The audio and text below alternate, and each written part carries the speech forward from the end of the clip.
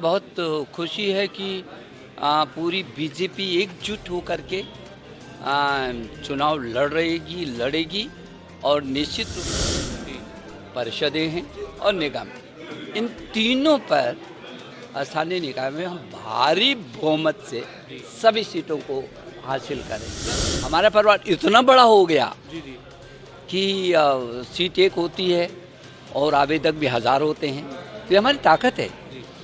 तो उस ताकत को समेटने की हमें क्षमता है।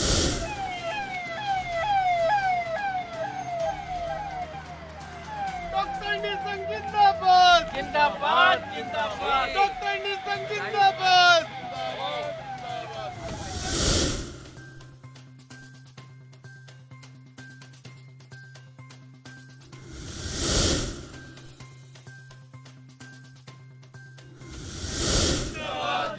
डॉक्टर निशंक जिंदाबाद जिंदाबाद।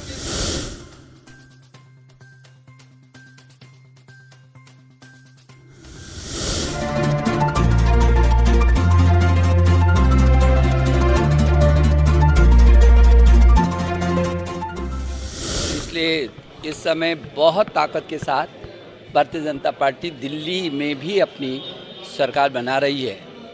आज मुझे बहुत खुशी है कि जो उत्तराखंड का जो स्थानीय निकायों का चुनाव है, उसकी जो पहली सूची है वो जारी हो गई। पूरे प्रदेश में बहुत उत्साह है और हम लोगों ने ऐसे चेहरों को हमारे संगठन ने तय किया है जिनकी अपनी ज़मीन भी है, जिनका आधार भी है, जो व्यवहार भी है और लोगों के बीच बहुत लोकप्रिय है।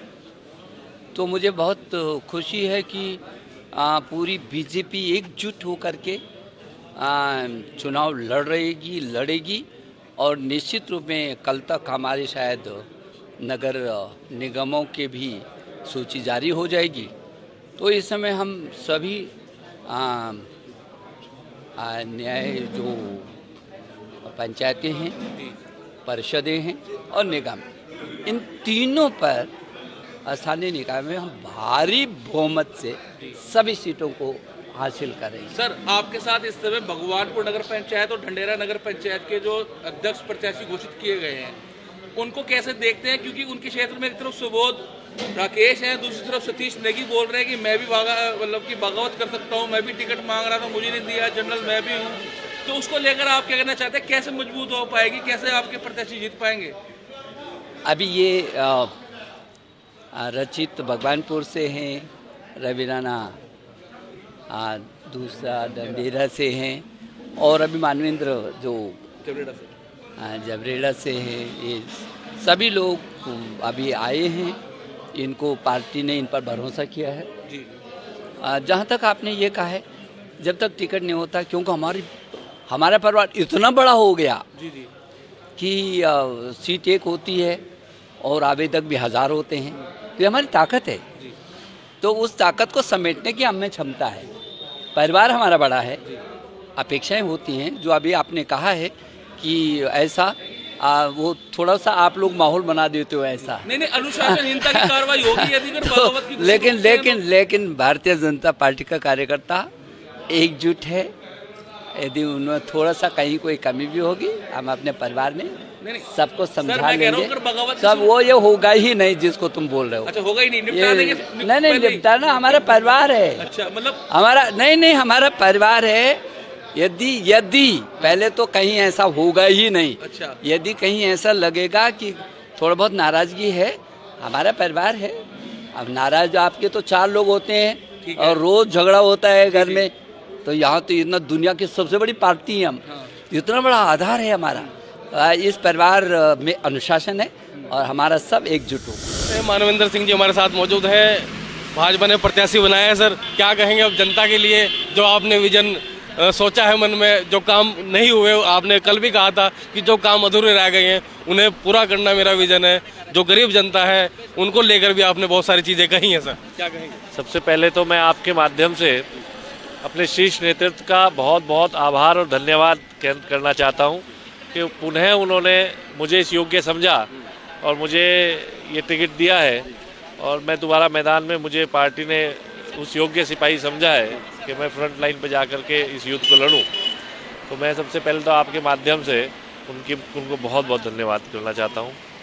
दूसरा, मैंने कल भी आपको बताया था कि 5 साल का कार्यकाल मुझे मिला, लेकिन मैं रह पाया 3 ही साल, क्योंकि 2 साल कोरोना काल के एक उसमें हम लोगों ने सबने देखे ही हैं। नहीं, उसमें भी आपने सब बहुत काम किया है। हाँ, उसमें रुड़की से, झबरेड़ा से बाहर रुड़की इधर उधर के क्षेत्र में भी आपने काम किया है सर। हाँ, उसमें किया है सर, लेकिन उसमें थोड़ा सा क्योंकि पूरा देश बंद हो गया था, तो जिस तरीके से ग्रांट्स हमको मिलनी थी वो नहीं मिल पाई थी, तो एक विकास की गति थोड़ी धीरे हुई थी। लेकिन 3 साल में जितना विकास हो सकता था मैंने संपूर्ण विकास करने की कोशिश करी, लेकिन इस दुनिया में संपूर्ण कोई भी नहीं है, पूर्ण कोई भी नहीं है। मैं आपके माध्यम से कहूँ, पिता का साथ भी रहता है आपके साथ में हमेशा। उन्होंने कहा था कि भाई झबरेड़ा ही हमारा घर है, हम यहीं रहेंगे, यहीं लोगों की सेवा करेंगे। हाँ, देखिए कोरोना काल जब आया तो मेरे पिताजी ने सबसे पहले सबको झबरेड़ा लेके गए। उन्होंने कहा हम पैदा यहाँ हुए थे, हम मरेंगे यहीं। तो हम लोग तो सब झबरेड़ा रहे कोरोना काल में, और लोगों की सेवा करी, चाहे मोदी किचन के माध्यम से हो, चाहे सैनिटाइज के माध्यम से हो, चाहे जो कोई बीमार हो गया था उनको क्वारंटाइन कराने के माध्यम से हो, तो जो भी उस टाइम हो सकता था। कोरोना में आपने सबसे अलग हटके काम किए थे, नई अत्याधुनिक मशीनें आई थी। अब झबरेड़ा के लिए और क्या करने जा रहे हैं सर? क्या विजन है आपका? बड़ा विजन क्या है सबसे पहले जो झबरेड़ा के लिए करेंगे? देखिए, जनता आपको चुन के भेज, मैंने आपके माध्यम से कल भी बताया था कि बोर्ड का एक बड़ा प्रस्ताव गया हुआ है। ये पर्यावरण मित्र जो है हमारे, इन सबको हमें परमानेंट करवाना है। उसके लिए माननीय मुख्यमंत्री जी ने आश्वासन भी हम लोगों को दे रखा है। इसके बाद भी अभी झबरेड़ा में बहुत स्कोप है। अभी झबरेड़ा में कुछ निकासी की समस्या छोटी छोटी सी जो रही हैं, वो कनेक्शन होने हैं बड़े तालाबों से, वो पूर्ण हमें करना है। झबरेड़ा में जो तालाब हैं उनके लिए अत्याधुनिक मशीन लगा करके उनको सफाई करके वो जो निरंतर वो साफ रहे, उसका कार्य हमें करना है। पहले सीला खाला नाले का जिक्र भी आपने किया था सर, उसके ऊपर कोई ध्यान नहीं देता है कि भाई वो देखिए लिंक कर रहा है। मैंने आपके माध्यम से उस टाइम भी बताया था, अगर उस जितना पोर्शन मैंने साफ कराया था मुझे उसका बहुत लाभ हुआ। जब पूरे क्षेत्र में पानी भरा, लेकिन झबरेड़ा ही एक ऐसा नगर था जहाँ कोई जल भराव नहीं हुआ, तो वो चीला खाले की ही देन थी कि वो उस टाइम साफ करा लिया गया था, तो उसका लाभ भी मिला झबरेड़ा को। तो अभी मुझे उम्मीद है, अभी बहुत छोटे छोटे काम रहते हैं, बहुत सारे प्रस्ताव हैं हमारे, सैकड़ों प्रस्ताव जो अभी रह रहे हैं, जिनको हम पूर्ण करेंगे अगले बोर्ड।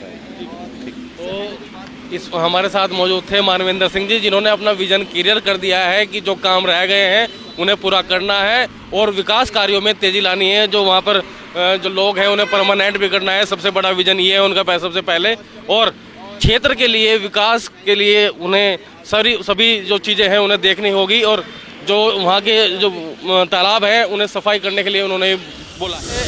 देवेंद्र चौधरी जी हमारे साथ मौजूद हैं। क्या कुछ कहेंगे सर? भाजपा ने आपको प्रत्याशी बनाया है, आप पर भरोसा जताया है, क्या करेंगे लक्सर के लिए? क्या क्या चीज़ें रह गई हैं जो अब तक लक्सर में नहीं हो पाई? सबसे पहले तो मैं अपने शीर्ष नेतृत्व का हार्दिक अभिनंदन करता हूं। उन्होंने मुझ पर भरोसा जताया, और क्या रह गई है ये तो ऐसा है कि काम चलते रहते हैं, होते रहते हैं। हमारे पिछली बार 2 योजना से हमारे भारतीय जनता पार्टी के ही अध्यक्ष रहे हैं, उन्होंने अपने कार्यकाल में बहुत अच्छा काम किया है, सराहनीय काम किया है। उनसे जो वैसे तो कमी मैं कह नहीं सकता कुछ कमी रही हो, लेकिन ये है कि परिवार बढ़ता रहता है तो काम भी बढ़ाने पड़ते हैं।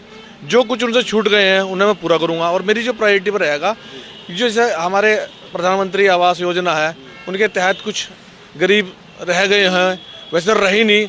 अमरीश गर्ग जी ने बहुत दबाकर काम किया है, इतना काम किया है कि हर वर्ग का आदमी उनके हमेशा बड़ा ही मारता है। घर परिवार का साथ रहेगा आपके साथ भी? जी, गर्ग साहब तो मेरे साथ आने वाले थे, लेकिन उनका कुछ स्कूल कॉलेज का प्रोग्राम था, इस वजह से नहीं आए, लेकिन उनका साथ रहेगा।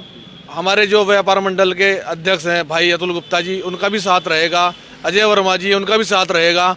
ऐसा कोई वर्ग नहीं है, किसी भी वर्ग में, चाहे वो कोई जाति हो कोई धर्म हो, हर जगह का वोट मिलेगा। अच्छा, संजय गुप्ता जी विधायक रहे हैं वहाँ पर, विधायकी हारे थे बीमारों, उसको लेकर क्या कहेंगे? मतलब सोचते हैं कि भाई विधायकी हार गए तो कुछ ना कुछ फर्क पड़ा है क्षेत्र में? नहीं, ऐसा नहीं है कि हार गए। उनको दरअसल क्या कि हम आज भी उनको जब 3 बार चुनाव लड़ चुके हैं, उन्हें आज 25,000 वोट पहले भी पड़ा था तब जीते, 25,000 वोट पर दूसरी बार भी जीते, इस बार भी 25,000 वोट है। वो थोड़ा ठीक है, समीकरण चेंज हो गया कि वो त्रिकोणीय ने होकर डबल हो गया, तो ऐसी कुछ नहीं। आज भी उनका इतना मान सम्मान है और उन्हीं की वजह से जो भारतीय जनता पार्टी हमारी लक्सर नगर में जिंदा है। किसान बहुल क्षेत्र है सर लक्सर जी, और वहाँ पर गन्ना मिल भी है, उससे भी बहुत समस्याएं आती हैं जब ट्रैक्टर वहाँ चलते हैं, तो उनको लेकर क्या सोचते हो सर? मैं अब से पहले निवर्तमान में गन्ना विकास समिति का वाइस चेयरमैन भी रहा हूँ। 21 नवंबर का हमारा कार्यकाल पूरा हो चुका था। उसमें समस्या लेकर तो हम पहले भी लड़ते रहे हैं समस्याओं से, और समस्याओं का आज ये कर दिया कि शुगर मिल के डबल गेट बना दिए हैं। दूसरी तरफ को जो हमारा जो मिल ट्रक वगैरह का जो भी आता था वो उधर से निकल जाता है। अब जो जाम की स्थिति थी वो ख़त्म कर दी। दूसरा है कि एसडीएम साहब ने भी वहाँ नियम बना दिया कि इस टाइम से इस टाइम तक आप लक्सर के अंदर एंट्री नहीं करेंगे। तो लक्सर वासियों को क्या कहना चाहेंगे आज रुड़की खबर के माध्यम से सर? लक्सर वासियों को मेरी तरफ से यही अपील है कि भारतीय जनता पार्टी पर आपने 2 बार विश्वास जताया है, तीसरी बार भी विश्वास जताएंगे ऐसी मैं आशा करता हूं, और वो मुझे पूर्ण बहुमत से, बहुत भारी बहुमत, प्रचंड बहुमत से जिताएंगे। और मैं उनका बेटा, पुत्र, भाई, जो भी कह सकते हैं, छोटा भाई, बड़ा भाई, सबका हूँ मैं, सबका ध्यान रखूँ। साफ हो गया है कि भाई भगवानपुर से चुनाव कौन लड़ेगा।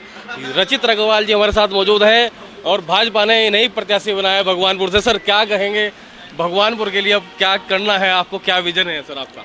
सबसे पहले तो मैं पार्टी के सभी वरिष्ठ नेताओं का धन्यवाद करना चाहता हूं, सभी कार्यकर्ताओं का, कि उन्होंने मुझ पर अपना विश्वास जताया।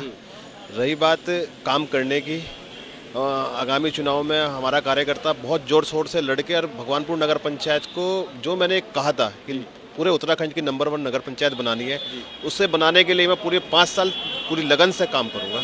पहले भी नगर पंचायत में काम हुआ है, तो आप कैसे देखते हैं कि कैसे नगर पंचायत में काम हुआ है और क्या क्या डेवलपमेंट होना चाहिए था जो अब तक नहीं हुआ? रचित अग्रवाल के पास एक विजन है, विजन के तौर पर ही आप मैदान में उतरे थे, लगातार अपने पोस्टर बैनर से कह रहे थे कि भाई मुझे ये करना है, लोगों का भला करना है और वहाँ पर विकास करना है। विकास का मुद्दा है सर वहाँ पर? विकास का बहुत ज़्यादा मुद्दा है, क्योंकि कॉलोनियाँ विकसित हो रही हैं, लेकिन वहाँ पर सड़कें नहीं है, पानी की व्यवस्था नहीं है सही तरीके से, लाइटों की व्यवस्था नहीं है, और पानी निकासी का भी बहुत समस्या है। कुछ सोल्व हुई है, कुछ हुई है। मेरा विज़न एक ही है कि जो हमारी सरकार ने योजनाएं चला रखी है धरातल पे, वो आम आदमी तक पहुँचे, और पूरे उत्तराखंड में, मतलब जब भगवानपुर नगर पंचायत है, बॉर्डर से लगती हुई है, तो यहाँ बजट की बहुत ज़्यादा ज़रूरत है। मेरी सरकार से यही रहेगी कि ज़्यादा से ज़्यादा बजट ला के हर कार्य को, चाहे सड़कों का हो चाहे पानी का हो, हर कार्य को वहाँ पूर्ण करना है। अच्छा, बहुत सारी चीज़ें हुई हैं भाई, लोग कह रहे थे कि अब टिकट किसे होगा, ये तो वो हो गया है, लेकिन आरोप के बाद भी जनता ने भी वहाँ की, और जो नेतृत्व है भाजपा का, उसे आपको वहाँ पर मौका दिया है सर। मैंने पहले भी कहा था कि भारतीय जनता पार्टी का कार्यकर्ता के रूप में चुनाव लड़ूंगा, कार्यकर्ता ही हमेशा रहूँगा, और पार्टी किसे भी टिकट देती मैं उसके साथ तन मन धन के साथ रहता। मेरा एक ही विज़न है कि भगवानपुर नगर पंचायत में भाजपा का बोर्ड बने, और जो पार्टी की नीति है सबको आगे लेकर, सब कार्यकर्ताओं को साथ लेकर काम करने का मेरा। तो जो भाजपा नगर पंचायत की जनता है भगवानपुर की, उसको लेकर क्या कहना चाहेंगे सर आज रुड़की खबर के माध्यम से? मुझे उनका प्यार हमेशा मिलता रहा। मैं पहला चुनाव लड़ रहा हूँ पार्टी के सिंबल पे। मुझे पूर्ण विश्वास है बहुत भारी अंतर से पूरे उत्तराखंड में नगर पंचायत भगवानपुर हम जीतने जा रहे हैं।